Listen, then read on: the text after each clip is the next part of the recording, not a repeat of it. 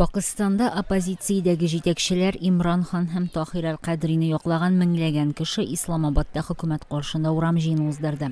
Рәсмиләр хөкүмәт тирәсен кызыл зона дип игълан итеп, иминлекне ныгыту өчен өстәмә гаскәр китерде. Халык Наваз Шәрифнең премьер-министр урыныннан китүен таләп итә. Бүген Шәриф парламент утырышында катнашты.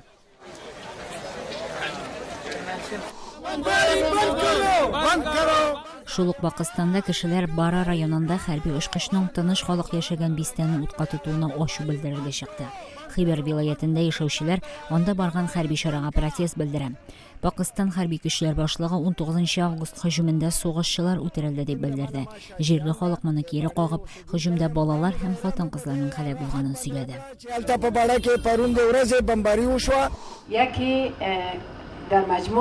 Әфганстанның Таҗикстандагы илчелегендә Әфганстанның бәйсезлек көненә багышланган мәҗлес оештырылды. Чарага Таҗикстанның югары дәрәҗәдәге рәсмиләре, хәрби җитәкчеләр һәм дипломатлар чакырылган иде. Таҗик тышкы эшләр министры Сиражетдин Аслов ике ил арасындагы тыгыз хезмәттәшлеккә югары бәя бирде һәм түземсезлек белән Әфган президенты сайлавы нәтиҗәсен көтүләрен әйтте.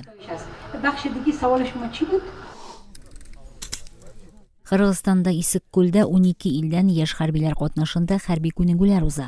Кадетлар Украина, Россия, Литва, Әрмәнстан һәм элекке Советлар Берлегенең кайбер башка дәүләтләреннән килгән.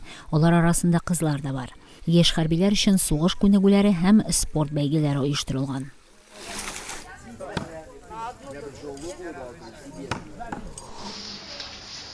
Омскида мәхкәмәне ясыйбыз исемле күргәзмә ачылды. Анда Русиядәге сәяси процессларны чагылдырган әсәрләрне күреп була. Рәсемнәрнең күбесе сазлык мәйданы эшенә багышлана. Күргәзмәдә куелган профессиональ эшләр арасында хөкем ителгән һәм гаепләнгән кешеләрнең рәсемнәре дә бар.